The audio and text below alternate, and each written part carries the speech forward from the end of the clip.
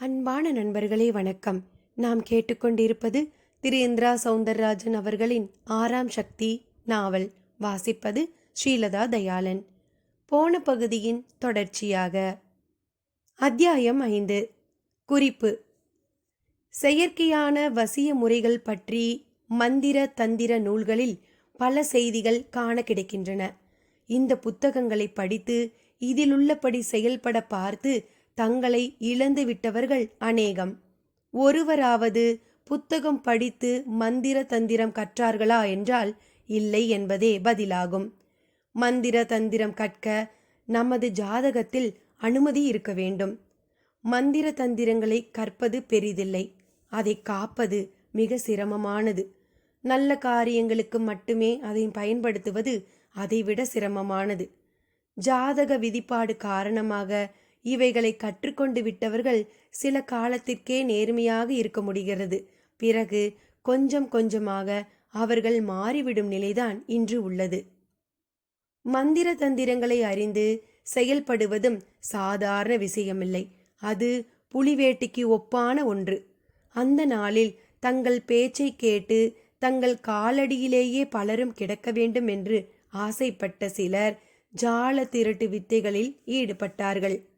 இதற்காக அவர்கள் ஊமத்தை, பொன்னாங்கண்ணி, செம்முள்ளி, கஞ்சா, செங்குவளை, பொன்னாவரை, புனுகு, பாதரசம், கோரோஜனை, புல்லாமணக்கு, சென்னாயுருவி போன்ற தாவர உலோக வகைராட்களை திரட்டி எடுத்து அவைகளை தனித்தனியே பிழிந்து சாறு எடுத்து பின் ஒன்றாக சேர்த்து ஒரு கள்ளத்தில் மத்து கொண்டு மை போல அரைத்து வலித்து பின் அதை பகவதி உபாசனா பூஜையில் வைத்து 10,008 முறை பகவதி பிராண மந்திரத்தை இடைவிடாது ஜெபித்து, அப்படி ஜெபித்த கையோடு அந்த மையை தீண்டும் பொழுது அதில் தீண்டுபவரின் உடல் மின்சார ஜபசக்தியும் சேர்ந்திட அந்த மையானது வேலை காட்டத் தொடங்கும். இந்த மையை வைத்திருப்பவர்கள் எவரை சந்தித்தாலும் அவர்கள் இவர்களிடம் வசியமாவார்கள். இந்த மையுள்ளவர்களை தேடி பல மாதர்களும் தானாக வந்து சேர்வார்கள். இவர்கள் சொன்னால் அவர்கள் மாடி உச்சியிலிருந்தும் கீழ் விழுந்து தற்கொலை செய்து கொள்வார்கள். மைக்கு அவ்வளவு சக்தியா என்று எண்ண தோன்றும். அது பலவிதமான பஞ்சபூத கலவைகளால் உருவான ஒன்று. மையாக மாறிய நிலையிலும் அதன் கதிர்வீச்சு செயல்பட்டபடி இருக்கும். அது எந்த மனிதர் மேலெல்லாம் படுகிறதோ அவர்கள் அந்த கதிர்வீச்சால் பாதிக்கப்பட்டு பொதுவில் எதிரிலுள்ள நபர் பற்றிய எதிர்மறையான எண்ணங்களை மறந்து போவார்கள். மாறாக ஒருவித சாம உணர்வை உருவாக்கி கொண்டு நேசிப்பார்கள். ஆனாலும் இன்று இந்த முறைகள் ஒளிந்துவிட்டன. காரணம், பல வசிய மூலிகைகளை நாம் இழந்துவிட்டோம். காடுகள் அழிக்கப்பட்டதில் அவைகளும் சேர்ந்து அழிந்துவிட்டன. எனவே மந்திர தந்திர முறைகளால் இனிவரும் காலங்களில் வசிய சக்தியை அடைவது சற்று அசாத்தியமே. இனி கதைக்குள். அது ஒரு ஒயின் ஷாப். பின்னாலேயே பார் இருந்தது. குடிமகன்கள் பலர் உல்லாசமாக குடித்து கொண்டிருந்தனர். வசந்தனும் அந்த கூட்டத்தில் இருந்தான். அங்கே வந்த பிரபாகருக்கு வசந்தனை பார்க்கவும் ஆச்சரியமாகி விட்டது. டே மாப்ள, என்னடா இது? ஏண்டா நீயும் இப்படி ஆயிட்ட என்றபடியே எதிரில் கிடந்த நாட்காலியில் வந்து அமர்ந்தான் பிரபாகர். மெல்ல நிமிர்ந்து பார்த்தான் வசந்தன். கண்களில் இரத்த கொதிப்பு. வசந்தா, என்ன இது? தண்ணினாலே விஷம்னு நினைக்கிறவனாச்சேடா நீ. உண்மைதான் பிரபா, ஆனா வாழ்க்கையே விஷமாயிட்ட பிறகு இந்த தண்ணி மட்டும் என்ன பாவம் பண்ணுச்சு? என்னாச்சுடா? எதுக்கு இப்படி உளர்ற? உனக்கு உளறலாத்தான் தெரியும். ஆனால் நான் இப்போதான் தெளிவாக பேசுகிறேன். உன் பிரச்சனை என்ன, அதை சொல்லு. என்னத்தை சொல்ல? ஒரு பொட்டச்சி, கேவலம் ஒரு பொட்டச்சி. அதைவே எத்தனை தடவை சொல்லுவ? யாரவ? உன்னை என்ன பண்ணுனா? என் முதலாளி மக. அவ தான் இப்போ எனக்கு எம்டி. ஓஹோ, மேல்வட்ட விஷயமா? ரொம்ப கேவலப்படுத்துகிறா பிரபா. அவள் வளர்க்குற நாயை கூட கொஞ்சரா. ஆனால் நான் அவளுக்கு அதை விட கேவலமாக போயிட்டேன். அவகிட்ட மோத முடியாம தான் இங்கே தண்ணி அடிக்க வந்துட்டியா? வேறு வழி அவகிட்ட அதிகாரம் இருக்கு. ஆ ஊனா வேலையை விட்டு போயிடுங்கிறா. எவ்வளவு பேரை அனுப்பிட்டா தெரியுமா? ரொம்ப டேர் டெவிலா இருப்பா போல இருக்கே. டேர் டெவிலா? அதுக்கு மேல பிசாசு அவ. என் கன்னத்துல கூட அரைஞ்சிட்டா. வசந்தன் சொன்ன கையோடு முகத்தை ஒரு மாதிரி வைத்துக்கொண்டு அழுதே விட்டான். சரிடா, மனசை தேத்திக்க. காலம் இப்படியே போயிடாது. போடா, இந்த மாதிரி ஆறுதல்லாம் யாருக்கு வேணும்? எனக்கு அவளை நான் அறையணும். அவ துடிச்சு போய் வில்லணும். அப்புறமா அவளை ஓட ஓட விரட்டணும். என்னை பார்த்தாலே அவன் நடுங்கணும். அதுக்கு வழி இருக்கா சொல்லு? என்னத்த சொல்ல? இந்த மாதிரி விஷயத்துல நீ சினிமா ஹீரோ ரஜினிகாந்தாகவோ விஜயகாந்தாகவோ இருந்தா தொடையை தட்டி சவால் விடலாம். ஒரு பாட்டு பாடி முடிக்கிறதுக்குள்ள லட்சாதிபதியாகவோ கோடீஸ்வரனாகவோ ஆயிடலாம். சம்பந்தப்பட்டவங்களும் ஏதாவது ஆபத்து வரும், அப்ப டகால்னு போய் நின்று சண்டை போட்டு அவங்கள காப்பாற்றலாம். அதுவும் இல்லையா, அவங்களுக்கு பயங்கர வீழ்ச்சி வரும், நடுத்தெருவுக்கு வந்துடுவாங்க. அப்ப சர்ன்னு கார்ல போய் நின்று அவங்க எதிர்க்க இறங்கி அவங்களை மன்னிச்சு, நீ இப்போவும் அது இதயத்துல தான் இருக்க, கிட்னியில தான் இருக்கேன்னு டயலாக் விட்டுறலாம். ஏன்னா அது நம்ம சௌகரியத்துக்கு நாம் எழுதிக்கிற கதை. ஆனால் வாழ்க்கை அப்படி கிடையாது. ஒன்று சகிச்சுக்கிட்டு வேலை செய்யணும், இல்லாட்டி போடி அப்படின்னு சொல்லிட்டு உன் வேலையும் வேணாம் ஒன்றும் வேணான்னு வந்துடணும். உனக்கு எது சௌகரியம்? எப்படிடா, எப்படி வேலையை உதற சொல்கிற? படாத பாடுபட்டு அந்த வேலையை வாங்கியிருக்கேன். இந்த வேலையை சொல்லித்தான் வீட்டில் பொண்ணு பார்த்து வச்சுருக்காங்க. அடுத்த மாதம் கல்யாணம். அந்த கல்யாணம் நடந்தால் தான் அதில் வர வரதட்சணை பணத்தை வச்சு என் அக்காங்களை நான் கரையேற்ற முடியும். நான் கட்டிக்கிற போகிற பொண்ணுக்கு ஒரு கால் ஊனம். பதிலுக்கு அவளோட அண்ணனுங்க 2 பேர் என் அக்காக்களை கட்டிக்க சம்மதிச்சிட்டாங்க. அட்ரா சக்கை நாணம், இப்படியெல்லாம் மாட்டிக்கிட்டு இருக்கிய நீ என்று கேட்டுவிட்டு ஒரு ஆஃப் ஆர்டர் செய்தான். ஏன் கேட்குற? மனசில் கொஞ்சம் கூட நிம்மதி இல்லை. இன்னைக்கு கூட அந்த பேமானிக்கு சத்யம் தேட்டரில் அவள் சினிமா பார்க்க டிக்கெட் எடுத்து கொடுத்துட்டு தான் வந்திருக்கேன். அவளோட டெலிஃபோன் பில்லில் இருந்து லாண்ட்ரி பில்லு வர நான் தான் கட்டணும். ஏன்னா நான் அவளோட அந்தரங்க செயலாளர், அதாவது பிஏ அப்படிங்கிற பேரில் உள்ள ஒரு அடிமை நாய். புலம்பி விட்டு திரும்பவும் கண்ணீர் விட்டான். ஏண்டா இப்படி உனக்கு வெக்கமா இல்லையாடா? வெக்கமாவா வேதனையா என்னென்னவோ மாதிரியெல்லாம் இருக்குடா. எங்க நான் உணர்ச்சி வசப்பட்டு அவளை குத்தி கொன்னுடுவோனோன்னு கூட தோணுது. மனசுக்கு ரொம்ப பயமாகவும் இருக்கு. என்னையே எனக்கு பிடிக்கல. அதனால்தான் என்னை மறக்கறக்கு இந்த பாருக்கு வந்தேன். எப்படி கேட்டாலும் இதுக்கு ஒரு பதில் சொல்கிற. அந்த பதிலும் நியாயமாக தான் இருக்கு. என் இடத்துல நீ இருந்தா இதை விட மோசமாக இருக்கலாம். சரி, உன் தலையெழுத்துப்படி தானே எல்லாம் நடக்கும். பிரபாகர் தன் கருத்தை அந்த விதமாக சொல்லி ஒரு முற்றுப்புள்ளி வைத்தான். நடுவில் அவன் ஆர்டர் செய்த ஆஃப் வந்து சேர்ந்தது. விழுங்கத் தொடங்கினான். சற்று தள்ளி ஒரு மனிதர் அவன் பேசுவதையெல்லாம் கேட்டுக்கொண்டிருந்தான். கிட்டத்தட்ட அரை போதையில் இருந்தார். ஆனாலும் ஒரு ஸ்டெடினஸ் தெரிந்தது. பிரபாகர் ஆஃபை விழுங்கிவிட்டு, வரேண்டா மாப்ள, சாரிடா, உன்னோட உட்காந்து கம்பெனி கீப் அப் பண்ணுற நிலையில் நான் இல்லடா என்றபடியே வெளியேறினான். அவன் அகலவும் அந்த மனிதர் வந்து எதிரில் அமர்ந்தார்.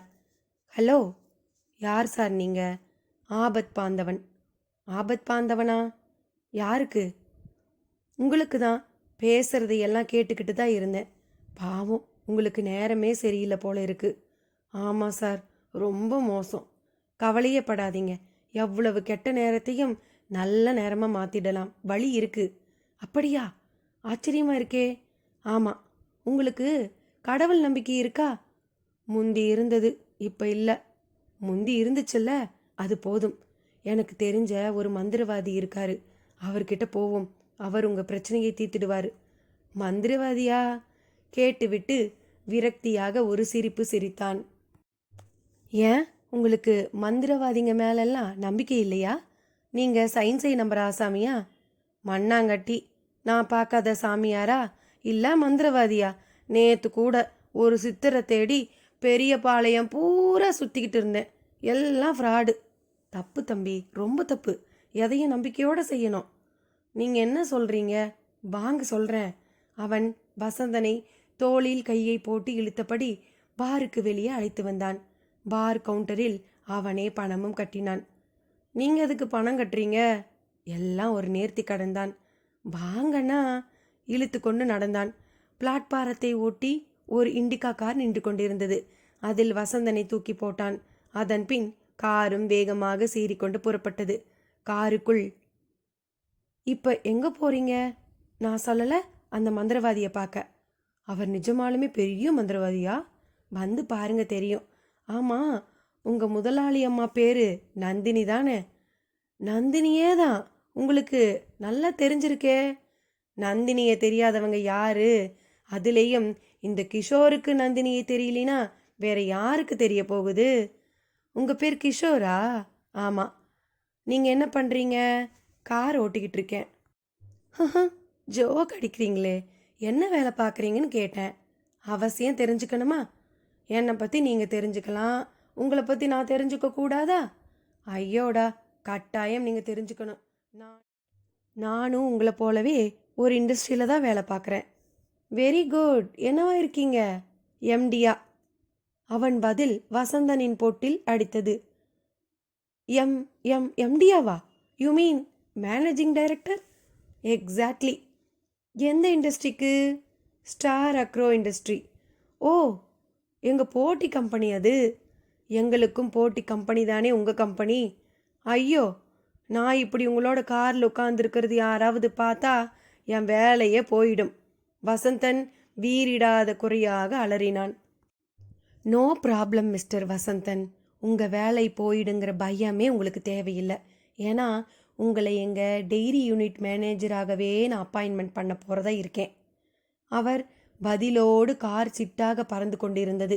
பூந்தமல்லி நெடுஞ்சாலையில் பூந்தமல்லியை கடந்து ஒரு வயல்காட்டை ஒட்டிய மண் சாலை பக்கமாக திரும்பியது. புழுதி பறந்தது. வசந்தன் வாயடைத்து அமர்ந்திருந்தான்.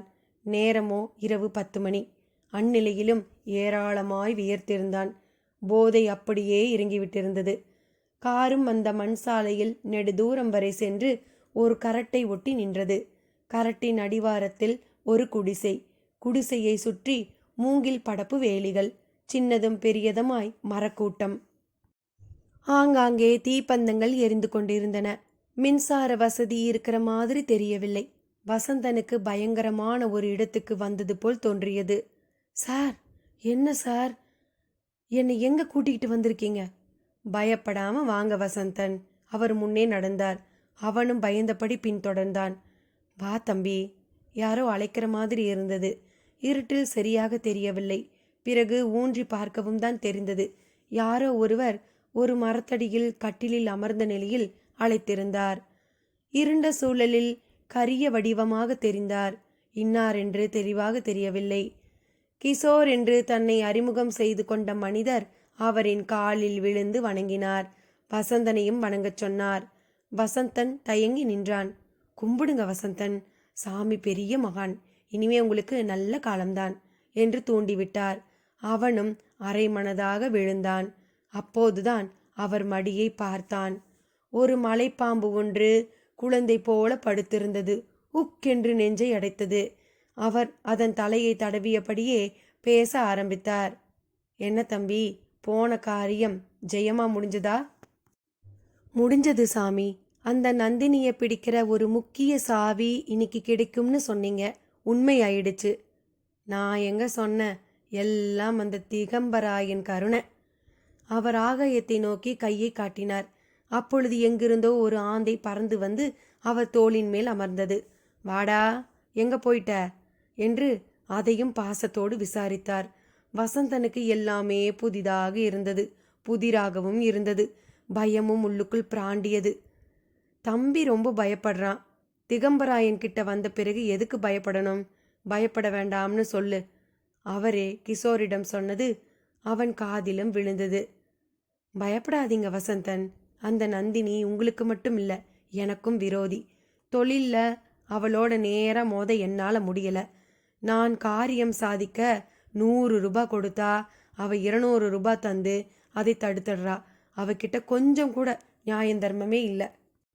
ஒரு பெண் அரக்கியா இருக்கா. அவளை எப்படி அடக்கிறதுன்னு யோசிச்சப்பதான் சாமி பற்றி தெரிய வந்துச்சு.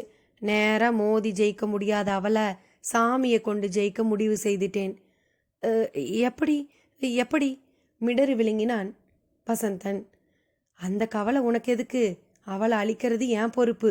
அவ அழிஞ்சா உனக்கு நிம்மதிதானே? நிச்சயமா. அப்போ ஒன்று செய். என்ன? இன்னும் எதுக்கு பயம்? நான் நல்லவங்களுக்கு மட்டுமே உதவுறவன். அதுக்காகவே அதர்வன வித்தைகளை கற்று வச்சிருக்கிறவன். பாத்தியா, இந்த பாம்பு ஆந்த எல்லாம் ராட்சச ஜந்துக்கள். ஆனால் இவைகளே என்கிட்ட எப்படி அடங்கி கிடக்குதுன்னு பாத்தியா? அதான் எப்படின்னு தெரியல. தெரிஞ்சா நீ ஏன் வாய் விட்டு அலற? பெரிய தலைவன் ஆயிடுவியே. சரிங்க, நான் என்ன செய்யணும்? அதை கிஷோர் சொல்வான். கிஷோர், போகும்போது சொல்லு. இப்ப என்கிட்ட வா. வசந்தனும் அவரை நெருங்கினான்.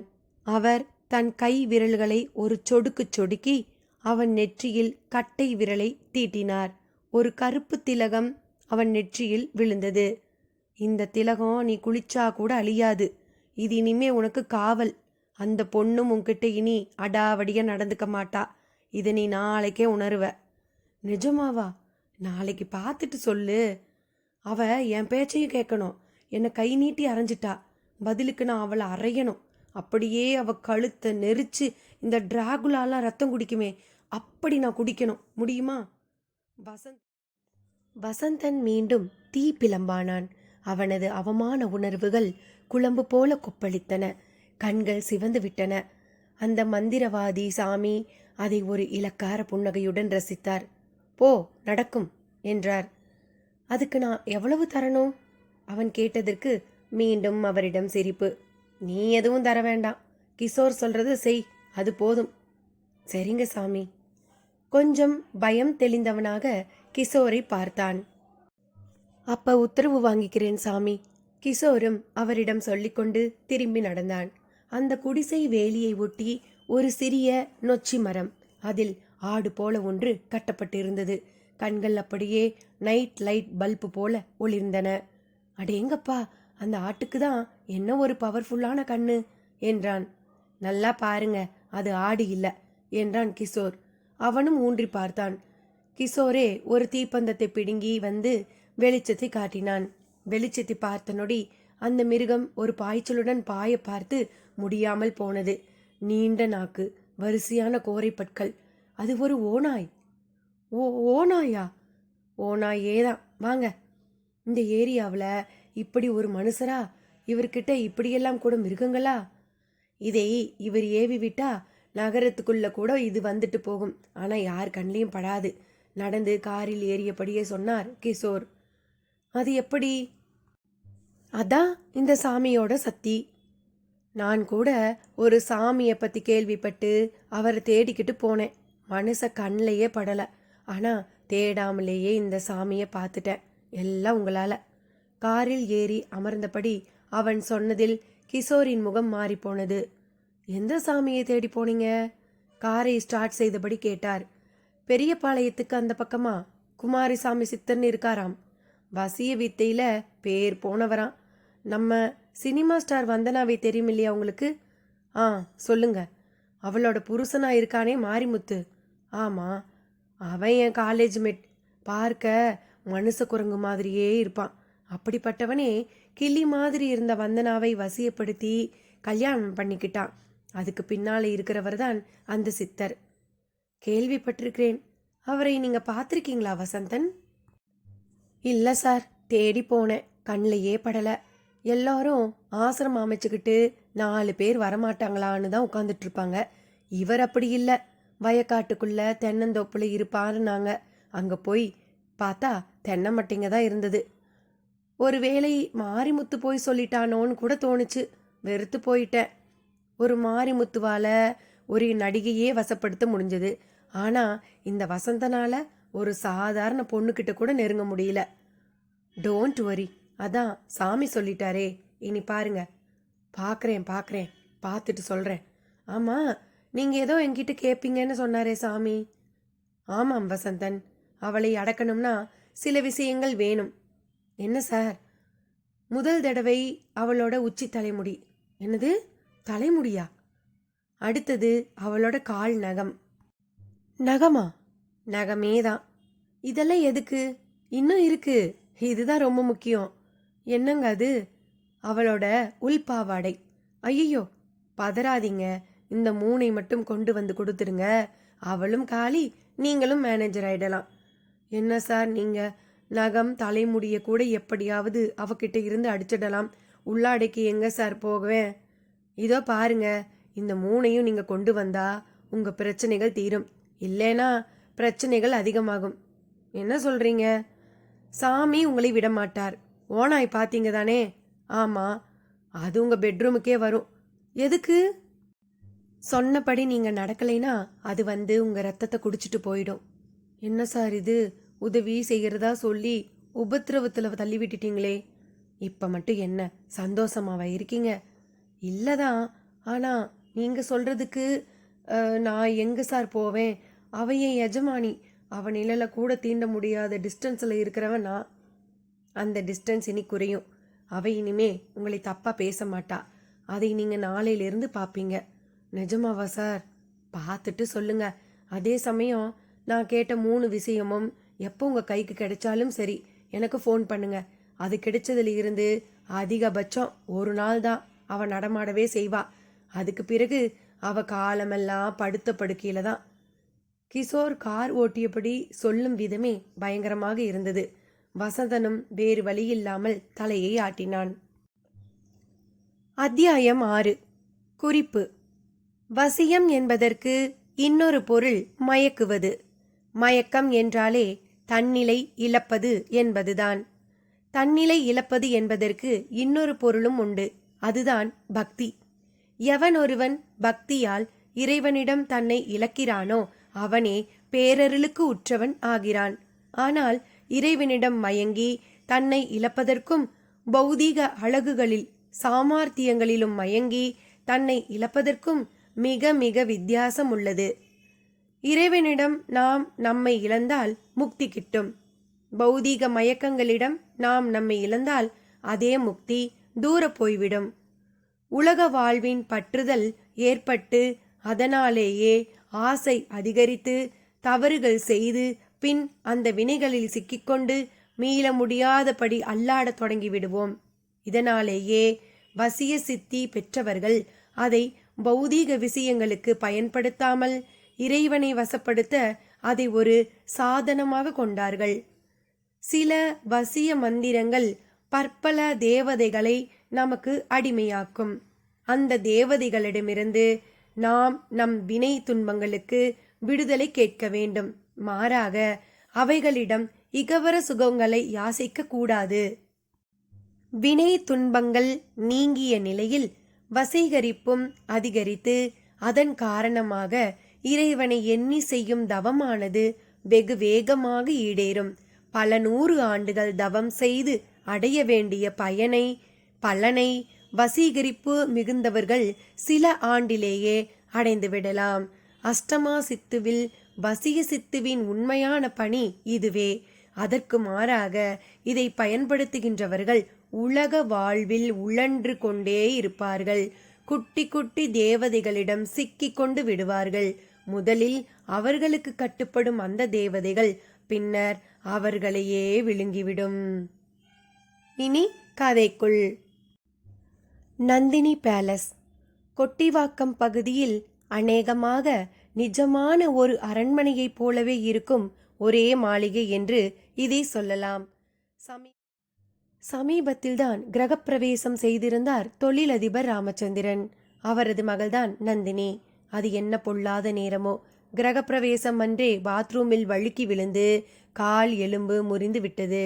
பெரிய மாவு கட்டு போட்டு 6 மாசத்துக்கு அசையக்கூடாது என்று சொல்லி வைத்து படுக்க போட்டு விட்டார்கள். அதனால்தான் நந்தினி ஆபீஸ் பொறுப்பை ஏற்கும்படி ஆயிற்று. ஆனால் அவளுக்கு அந்த பொறுப்பெல்லாம் துளி கூட பிரியமே இல்லை. உள்ளபடியே அந்த பொறுப்புக்கு குறி வைத்திருந்தவன் சுகுமார், அவளுடைய மாமன்தான். ஆனால் தன் நிறுவன உரிமையை ராமச்சந்திரன் அவ்வளவு சுலபத்தில் சுகுமாரிடம் தந்துவிட விரும்பவில்லை. அவனுக்கோ நந்தினி மேலேயே ஒரு கண். அவளை அடைந்துவிட்டால் 5 ஸ்டார் ஆக்ரா ஏஜென்சிஸ் என்கின்ற அந்த நிறுவனமும் தானாக அவனுக்கே சொந்தமாகிவிடும். ராமச்சந்திரனுக்கு பிள்ளைகள் இல்லை, நந்தினி ஒருத்திதான். எனவே மருமகனாகிவிட்டால் சொத்து தானாக வசப்பட்டுவிடும் என்பதெல்லாம் அவன் நம்பிக்கை. அதற்காக நந்தினியையும் வசீகரிக்க அவன் தவறவில்லை. நந்தா, ஏன் இவ்வளவு அழகா இருந்து என்னை இம்சப்படுத்துற? உன்னை பார்த்துட்டு எந்த பெண்ணை பார்த்தாலும் அவங்க நல்லாவே இல்லை என்று ஒரு நாளைக்கு ஒரு முறையாவது கூறிவிடுவான். அவளும் சிரிப்பாள். அவன்தான் ஆபீஸ் விஷயத்திலும் அவளை ஏற்றி விடுபவன். அவள் ஆபீஸ் விஷயத்தில் சிக்கலுக்குள்ளாக வேண்டும், தன்னால் நிர்வகிக்க முடியவில்லை என்று கையை உதற வேண்டும். இதுதான் அவன் எதிர்பார்ப்பு. அதற்கு தகுந்தாற்போலவே இருந்தது அவனது பேச்சும் செயலும். இன்றும் நந்தினி ஆபீஸ் கிளம்பிக் கொண்டிருந்தாள். கிளம்பும் முன் அப்பா எதிரில் போய் நிற்பாள். Take care my dear child என்பார் அவரும். நான் இருக்கேன்ல அங்கிள், உங்களுக்கு எதுக்கு அனாவசிய கவலை என்றும் ஒரு பதில் வரும். அது சுகுமாரின் குரலாகத்தான் இருக்கும். இன்றும் அப்படியே நடந்தது. ஒரு அரபிக் குதிரையை போல நடந்து சென்று காரில் ஏறினாள். பக்கத்திலேயே அவனும் ஏறி அமர்ந்து கொண்டான். அவளே டிரைவ் செய்தாள். என்னம்மா டிரைவ் பண்ற தெரியுமா? உன் தன்னம்பிக்கை யாருக்கு வரும் என்று காரிலேயே ஆரம்பித்து விட்டான். அவளும் சிரித்துக்கொண்டே, ஏன் சுகுமார், என்னை புகழாம உங்களால் ஒரு நாள் கூட இருக்க முடியாதா என்று கேட்டாள். முடியாதுன்னு தான் நினைக்கிறேன். நானும் உன்னை ஒரு நாளாவது திட்டணும் தான் பார்க்குறேன். ஆனால் நீ நான் திட்டுற மாதிரி நடந்துக்க மாட்டேங்கிறியே. ஆஃபீஸில் நீ கண்டிஷனோடு நடந்துக்கிறதும் ஒரு டெரராக எல்லோரையும் நினைக்க வைக்கிறதும் ஓ ஃபென்டாஸ்டிக். அப்படி இல்லைனா தான் எல்லோரும் ஏமாத்திடுவாங்கன்னு சொல்கிறியே. நிச்சயமா இது ஒரு ஷாவனிஸ்ட், மேல் ஷாவனிஸ்ட். உன்னை போல பெண்கள்லாம் அழகி போட்டிக்கு போகத்தான் லாய்க்குன்னு சொல்கிற உலகம் இது. நீ கிரிப்பாக இருந்தா தான் உன் அழகு கூட யாருக்கும் பெருசாக தெரியாது. இல்லை மேனேஜரே உனக்கு லவ் லெட்டர் எழுதிடுவார். அவள் அதை கேட்டு பெரிதாக சிரித்தாள். அவள் சிரிக்கும்போது வெங்காய சருகு சேலை விலகியது. அவனோ அதை நேர் செய்து கொள்ள சொல்லாமல் விழுங்குவது போல் பார்த்தான். அவளும் அதை கவனித்துவிட்டு, சீச்சி நீ திருட்டு பையன்டா என்றபடி அதை நேர் செய்து கொண்டாள். என்ன பண்ணட்டும், நீ தான் திருட வைக்கிறியே. அவன் அதற்கும் ஒரு விளக்கம் கொடுத்தான். ஒன்று மட்டும் புரிந்தது, அவளை அவன் அவளாக இருக்க விடவில்லை. புகழ்ந்தே அவளை கவிழ்த்து கொண்டிருந்தான். அவளுக்கும் தான் கவிழ்ந்து கொண்டிருக்கிறோம் என்பதே தெரியவில்லை. உன்கிட்ட ஒரு முக்கியமான விஷயம் சொல்லணும். சொல்லு சுகுமார். ஸ்டார் ஆக்ரோ கிஷோர் போன வாரம் ஃபோன் பண்ணியிருந்தான். நீ அவனுக்கு அப்பாயின்மெண்ட் கொடுத்துருக்கியாமே? ஆமாம். அவன் நம்ம எதிரி. அவனுக்கு எதுக்கு அப்பாயின்மெண்ட் கொடுத்த? என் கூட பேசணும். நான் ஐ மீன் நாம அவங்க விஷயங்களை ரொம்ப தப்பாக புரிஞ்சு வச்சிருக்கோமா, அது என்னன்னு சொல்லணும். நான்சென்ஸ். அவனை நீ சந்திச்சா பேசியே உன்னை கொண்டுடுவான். ரொம்ப மிஞ்சினா காலில் விழுந்துடுவான். உனக்கு தான் இலகின மனசாச்சே. அப்புறம் அவன் வேலை சுலபமாயிடும். அதனால தான் அந்த அப்பாயின்மெண்ட்டை நான் கேன்சல் பண்ணிட்டேன். இனிமே ஃபோன் பண்ணுற வேலையெல்லாம் வச்சுக்காதேடான்னு வச்சு வாங்குன்னு வாங்கிட்டேன். அவள் அதை கேட்டு சிரித்தாள். அவன் செயலின் பாதிப்பை அவளால் உணர முடியவில்லை. அதே வேளையில் காரும் ஒரு முனையில் தேங்கி நின்றது. அருகில் ஒரு சிறிய அம்மன் கோவில். காரில் இருந்தபடியே கன்னத்தில் போட்டுக்கொண்டாள். பூசாரி ஓடி வந்தார். விபூதி தட்டை நீட்டி பிரசாதம் தந்தார். வாங்கி நெற்றியில் இட்டுக்கொண்டாள். தட்டிலும் ஒரு 10 ரூபாயை போட்டாள். பூசாரி சிரித்தார். அம்மா, நீங்க போன வாரம் போட்ட 500 ரூபாயில அம்மனுக்கு ஒரு சூலாயுதத்தை வாங்கி வச்சுட்டேன் என்று கையை நீட்டி அந்த சூலாயுதத்தை காட்டினார். அவளும் பதிலுக்கு அங்கீகரித்தபடி சிரித்துவிட்டு கிளம்பினான். உன்னை எல்லா விஷயத்திலும் நான் மாத்திட்டேன், ஆனா இந்த பக்தி விஷயத்துல தான் முடியல. சுகுமார் திரும்ப ஆரம்பித்தான். ஏய், இந்த ஒரு விஷயத்திலேயாவது என்னை என் போக்கில் விடேன். என்ன நந்தா, கோவிலுக்கு போறதுன்னா கபாலீஸ்வரர் கோவிலுக்கு போ, வடபழனி முருகன் கோவிலுக்கு போ. எதுக்கு இப்படி பிளாட்ஃபார்ம் கோயிலுக்கெல்லாம் போயிட்டு மதிப்பு கொடுக்குற? நான் மட்டும் கார்பரேஷன் மேயராக வந்தேன், முதல் வேலையா இந்த பிளாட்ஃபார்ம் கோயிலையெல்லாம் இடித்து தள்ளிட்டு தான் மறு வேலையை பார்ப்பேன். போதும், பிளாட்ஃபாரங்களை கோவிலாகிறது தப்பு இல்லை. கோவில்தான் பிளாட்ஃபாரம் ஆகக்கூடாது. அடேங்கப்பா, தத்துவமா அவன் சொல்ல அவள் பதிலுக்கு சிரித்தாள். பைதவை, இன்னொரு விஷயம். என்ன? உன்னோட பிஏ இருக்கானே வசந்தன், அவனுக்கு என்ன? சரியான பொம்பளை பொறுக்கி, ஜாக்கிரதையா இரு. இப்போ அப்படித்தானே இருக்கேன். ஒரு அறை கூட அரைஞ்சிட்டேன் தெரியுமா? குட். அரைஞ்சது அவன் என்கிட்ட செய்த தப்புக்கில்லை. யாரோ ஒரு பொண்ணை லவ் பண்ணி ஏமாத்திட்டான்னு சொன்னியே, அதுக்காக. அதை மனசில் வச்சுக்கிட்டு தான் அரைஞ்சேன். குட். ஒரு டிஸ்டன்ஸ்லயே வை. சுகுமாரின் ஆமோதிப்புக்கு பின்னால் ஒரு சூழ்ச்சி ஒளிந்திருந்தது. அது என்ன என்றுதான் தெரியவில்லை. கார் ஒரு வளைவில் திரும்பும்போது குறுக்கே ஒருவர். சமாளித்து பிரேக் பிடித்தாள். இருந்தும் கார் அவர் மேல் ஏறியதை உள்ளிருந்தபடியே உணர முடிந்தது. முன்பக்க சக்கரம் ஒரு மேட்டின் மேல் ஏறி இறங்கியது போல் இருந்தது. ஐயோ சுகுமார், ஆள் உயிரோடு இருக்கானான்னு பாரு, அலறினாள். சுகுமாரும் அலறிக்கொண்டு இறங்கினான். பார்த்தான். காருக்கு கீழே ஒரு முதிய உருவம். அட, குமாரசாமி சித்தரு! ஏதோ ஒரு பள்ளத்திலிருந்து எழுந்து வருகிறார் போல எழுந்து வந்து நின்றார். ஒரு கீறல் கூட அவர் மேல் இல்லை. அப்பாடா! சுகுமாரிடம் பெருமூச்சு. என்னப்பா, பார்த்து வர்றதில்லையா? பார்த்தா நாங்களா? அரைஞ்சேனா குறுக்க வந்து விழுந்துட்டு என்ன குத்தம் சொல்றியா? நான் குறுக்க வந்தேனா? அட பாவி! அவரும் செல்லமாக கோபித்தார். சரித போயா இடியட் என்று பதிலுக்கு கத்திக்கொண்டே சுகுமார் காரில் ஏறினான். நந்தினி ஆச்சரியத்தில் உறைந்திருந்தாள். நந்தா, காரை எடு. நல்ல வேலை, அவனுக்கு ஒன்றும் ஆகல. நான் கூட ஆள் பரலோகம் போயிருப்பான், போலீஸ் கேஸு அது இதுன்னு அல்லாட போறோமோன்னு நினைச்சேன். முணுமுணுத்தான். காரும் புறப்பட்டது. சித்தரின் பார்வையோ மர்மமாய் அதன் மேலேயே படிந்திருந்தது. அப்படியே பார்வையை திருப்பினார். பலர் ஆச்சரியமாய் பார்த்து கொண்டிருந்தனர். எப்படிங்க, உங்களுக்கு எதுவுமே ஆகல என்று கூட ஒருவர் கேட்டார். எல்லாம் அந்த ஈஸ்வரன் கருணை. அவர் ஆகாயத்தை நோக்கி கைகளை காட்டினார். தொடர்ந்து நடந்தார். தென்னந்தோப்பை விட்டு இப்படி தெருவுக்கு வந்த மர்மம் விளங்கவில்லை. எதிரிலேயே இன்னொரு படகு கார். அது அவர் அருகில் சாய்ந்தபடி நின்றது. சாமி! உள்ளிருந்து மாரிமுத்து உதிர்ந்தான். எங்க சாமி இங்க? பதறினான். எல்லாம் உன்னாலதான். என்னாலையா? பின்ன ஒருத்தன் மனசுல என்னை பத்தி நீ போட்ட விஷயம் தப்பு தப்பா வேலை செய்ய ஆரம்பிச்சிடுச்சே. என்ன சாமி சொல்றீங்க? நீ போ, ஒழுங்கா உன் வேலையை பாரு. எப்பொழுதும் போல உண்மையா இரு. உண்மைதான் உன் பலம். அதை மட்டும் இழந்துடாத. மற்றதெல்லாம் தானா நடக்கும். நான் ஒன்று கேட்டா நீங்க ஒன்று சொல்றீங்களே. போப்பா, இப்ப அப்படிதான் தெரியும். நேர் வழியில போகவே எப்பவும் முயற்சி செய்யுங்க. குறுக்கு வழி வேண்டாம். குறுக்கு வழிங்கிறது ஆத்திர அவசரத்துக்கு. அதுவே வாழ்க்கையாகி விடக்கூடாது. சாமி, புரியற மாதிரி பேசுங்களேன். இப்ப புரியாட்டியும் பின்னால புரியும். சரி, நீ போ. என்னை பத்தி மட்டும் நீ யார்கிட்டையும் பேசக்கூடாது. ஞாபகம் இருக்கட்டும். எனக்கு யாரோட பாராட்டும் தேவையில்லை, யாரோட பணிவும் தேவையில்லை.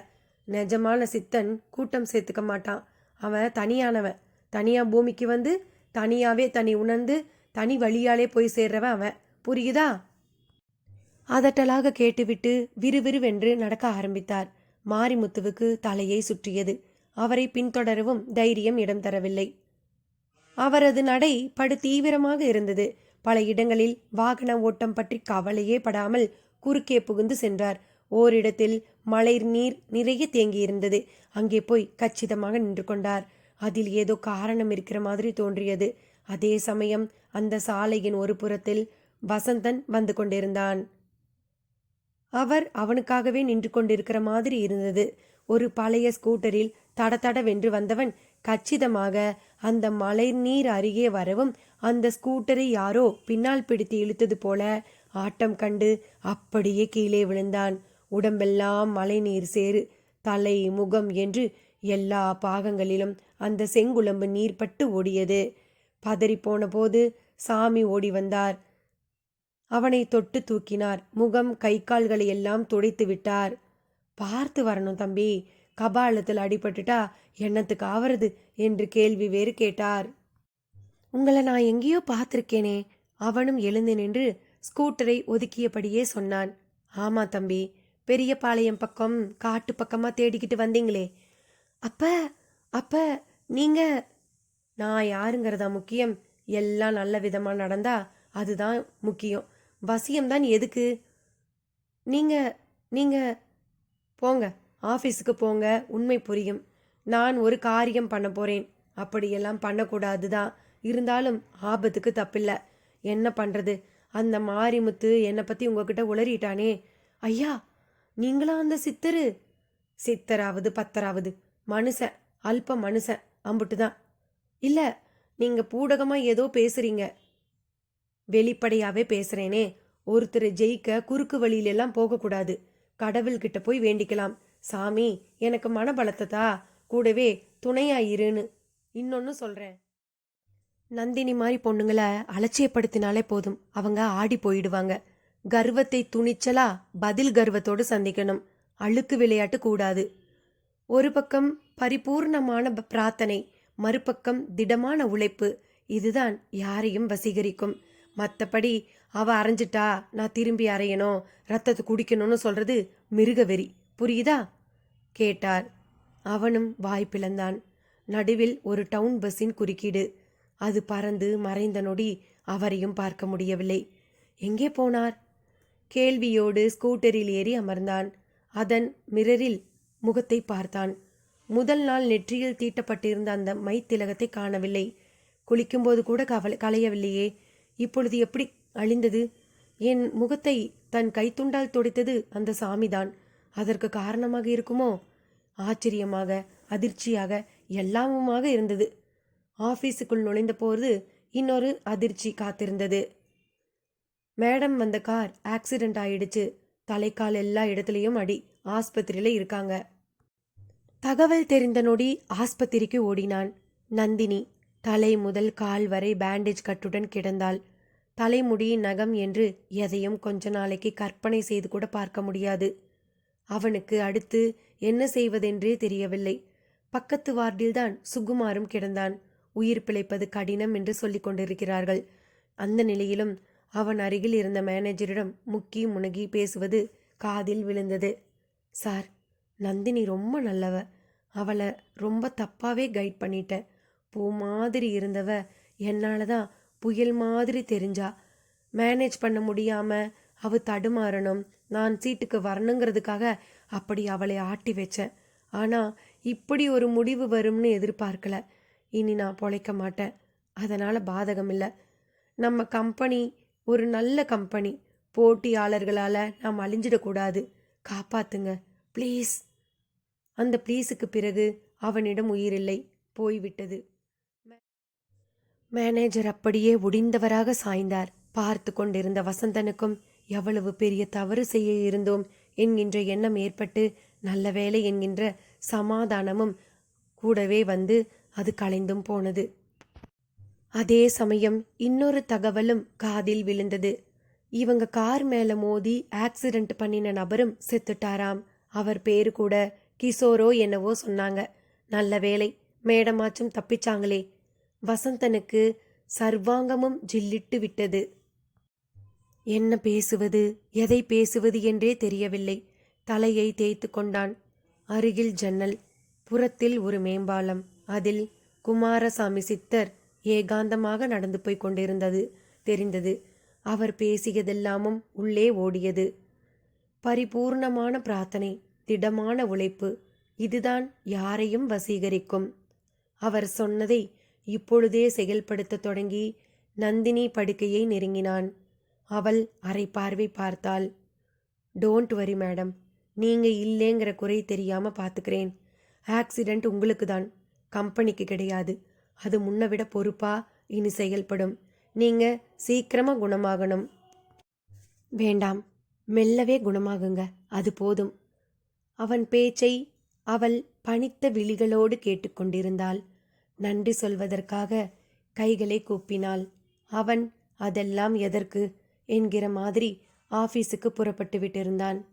சபாஷ், அவளுக்குள் முதல் தடவையாக அவன் அங்கீகரிக்கப்பட்டான். என்ன நண்பர்களே, 6ஆம் சக்தி உங்கள் மனதை தொட்டதா? சித்தர் சொன்னதைப் போல பரிபூரணமான பிரார்த்தனை, திடமான உழைப்பு, இதுதான் யாரையும் வசீகரிக்கும். நம்புவோம், அதன்படி நடப்போம். அடுத்த சக்தியுடன் விரைவில் சந்திக்கிறேன். நன்றி, வணக்கம்.